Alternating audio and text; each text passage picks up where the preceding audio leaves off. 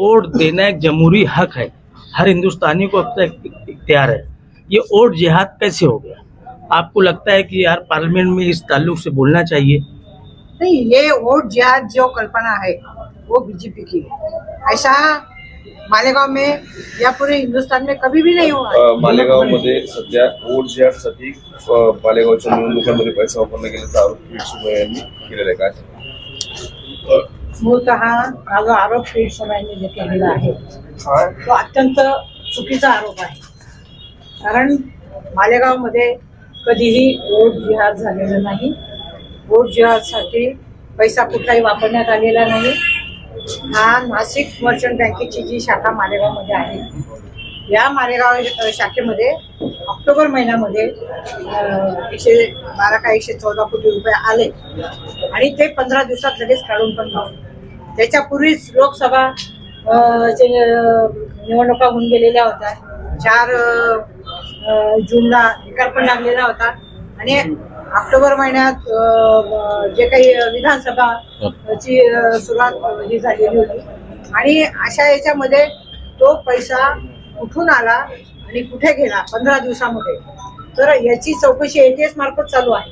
मी तर असं आग्रहाची मागणी करेल की CBIच्या माध्यमातून ही चौकशी झाली पाहिजे आणि खऱ्या अर्थाने हा पैसा कोणाचा होता, कशासाठी वापरला गेला, कुठून आला, कुठे गेला, याची वस्तुस्थिती ही निश्चितपणे ही लोकांपुढे ठेवली पाहिजे। विनाकारण मालेगावचं नाव बदनाम करण्याचा अधिकार कुणालाही नाही। मालेगाव एक केंद्र दाखवले गेलं आहे आणि तो वोट जिहादचा पैसा हा राज्यभरात वापरला गेला आहे असं त्यांचा आरोप आहे। हा याच्यासाठी मी तुम्हाला सांगते की मालेगाव केंद्र जरी दाखवण्यात आलेला असेल तर असे पैसे देशामध्ये किती राज्यांमध्ये कुठे कुठे आलेले आहेत हे ATSच्या माध्यमातून चौकशी चालू आहे, परंतु CBIच्या माध्यमातून व्हायला पाहिजे। वस्तुस्थिती काय आहे ही जनतेसमोर ही ठेवली गेली पाहिजे। मालेगाव हे रोहिंग्यांचा अड्डा बनला आहे। रोहिंग्या म्हणजे भारतीय, बांगलादेशी आणि रोहिंगे जे आहेत त्यांना भारतीय बनवण्याचा अड्डा बनवला आहे। नाही, मालेगाव हे कधीही बांगलादेशीय किंवा रोहिंगे यांना ऍक्सेप्ट करणार नाही आणि असं जर कोणी असतील, पोलीस प्रशासन आहे, त्यांच्या माध्यमातून निश्चितपणे चौकशी होऊन जर काही असे प्रकार असतील तर त्यांच्यावरची कारवाई होईल, परंतु नसतील तर विनाकारण मालेगावचा जो नागरिक आहे तो अतिशय जागृत नागरिक आहे आणि त्यांना त्यांच्या कुटुंबियांची काळजी आहे। जे मालेगावमध्ये मुस्लिम बांधव असतील, हिंदू बांधव असतील, ज्यांचा जन्म मालेगावमध्ये झालेला आहे, भारतात झालेला आहे, प्रत्येकाकडे आधार कार्ड आहे आणि त्याचा कुणीही त्यांना त्रास देऊ नये अशी मी या ठिकाणी मालेगाववरती विशेष करून मनी लॉन्ड्रिंग, वोट जिहाद आणि लँड जिहाद या प्रकरणावरती वारंवार भाजपनं आरोप केले आहेत। भाजपचं असं आहे की त्यांनी 400 पारचा नारा लावला होता लोकसभेमध्ये, परंतु तसं काही घडलं नाही। जनतेने त्यांना त्यांची जागा दाखवून दिली आणि फक्त 240 वरती ते थांबले। त्यांना 2 राज्यांची मदत घ्यावी लागली आणि सरकार त्यांनी बनवलेलं आहे आणि विनाकारण मालेगावला ते बदनाम करण्याचा प्रयत्न त्या ठिकाणी मालेगावच नाही परंतु संपूर्ण देशातील जे काही मुस्लिम बांधव असतील, दलित बांधव असतील, आदिवासी बांधव असतील, पिछडे असतील की ज्यांनी आजपर्यंत सेक्युलर लोकांना मतदान केलेलं आहे, महाविकास आघाडी, इंडिया आघाडीला मतदान केलेलं आहे आणि आपण जर बघितलं गेल्या 4 लोकसभा निवडणुकींचा जर आपण आढावा घेतला तर प्रत्येक निवडणुकीमध्ये भाजपाला मालेगाव मध्ये 6000च्या वरची मतं मिळालेली नाहीये आणि जो कोणी सेक्युलर उमेदवार असेल त्याला साधारणतः 1 लाखाच्या वरती मतदान झालेलं आहे। मागच्या पंचवार्षिकला जे काही काँग्रेस पक्षाचे उमेदवार होते कुणाल बाबा पाटील त्यांना देखील त्या ठिकाणी 1,26,000 मतं त्यांना मिळालेले आहे आणि समोरचा जो उमेदवार भाजपचे त्यांना 5,500 मतं मिळालेली आहेत। त्याच्या आधी पण 3,500 मतं मिळाले आणि आता त्यांना 4,800 मतं साधारणतः मिळालेली आहेत 2024ला। त्याच्यामुळे भाजपला या मतदारसंघामध्ये नेहमीच कमी मतं मिळालेली आहेत, तसंच ज्यांना पण। आणि या ठिकाणी मला अभिमान वाटतो की मला मालेगाव मध्ये जे काही मतदान झालं 2,05,000 त्याच्यामध्ये मला 1,98,800 मतं त्या ठिकाणी मिळालेली आहेत. लोकांनी जनतेने माझ्यावरती जो विश्वास दाखवलेला आहे आणि विशेषतः महिला भगिनींचं मोठ्या प्रमाणामध्ये त्या ठिकाणी मतदान त्यांनी मला केलेलं आहे. लोकांनी कोणाचीही वाट बघितली नाही, स्वतः जाऊन त्यांनी स्वतः रिक्षा केल्या. जे त्यांचे आपले बुजुर्ग होते, पेशंट होते, त्यांनी देखील त्या ठिकाणी मतदान केलेलं आहे जास्तीत जास्त. आणि मला एवढी त्याच्यामुळे मतं मिळालेली आहे.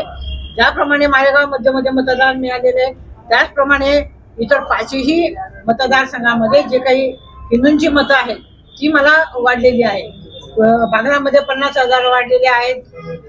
धुळे ग्रामीणमध्ये त्या ठिकाणी 30,000 वाढलेले आहेत. धुळे शहरामध्ये 32,000 वाढलेले आहेत. मालेगाव बाह्यमध्ये मला मतदान वाढलेलं आहे.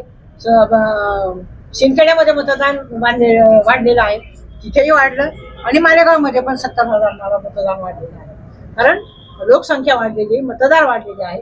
आणि त्याच्यामुळे हा जिहाद जो त्यांनी शब्द वापरलेला आहे, वोट जिहाद,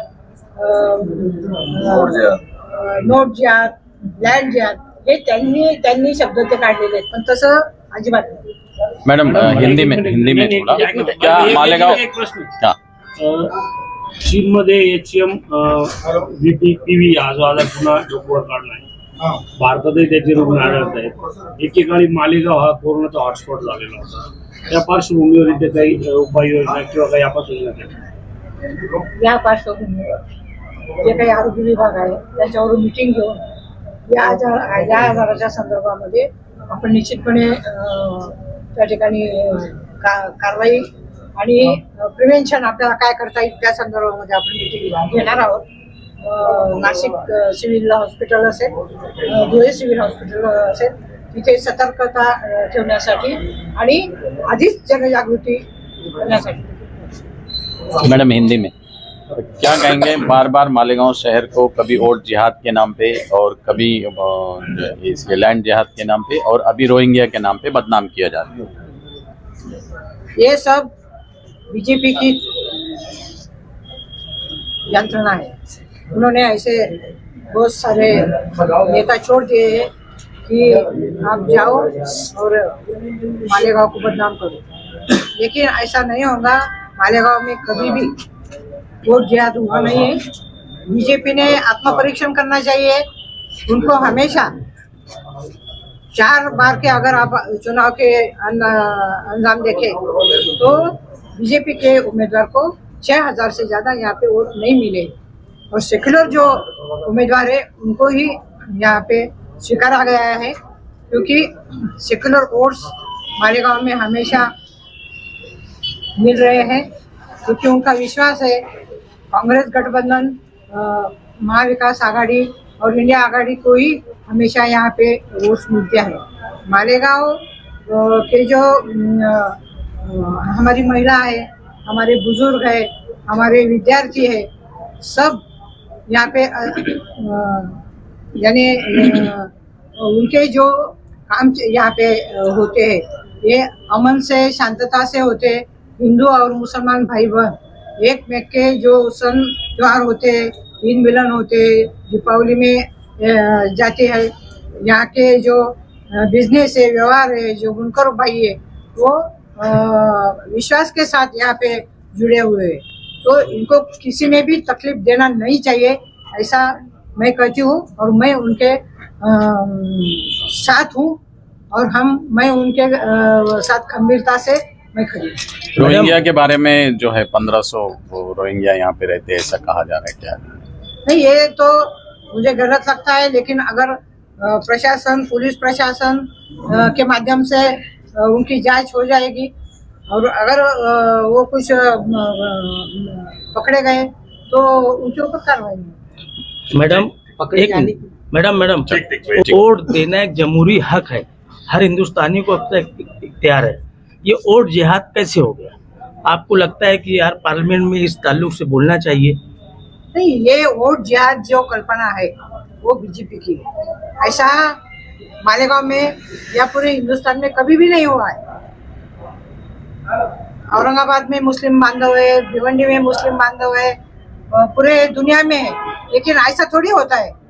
सेकुलर वोट्स हमेशा मुस्लिम बांधव उनको देते हैं, सेकुलर उम्मीदवार को देते हैं। आज तक ऐसा ही हुआ है। बीजेपी का उम्मीदवार को कभी भी 6000 से ज्यादा वोट नहीं मिले, ये इतिहास है। तो वोट जिहाद कैसे होगा? ठीक।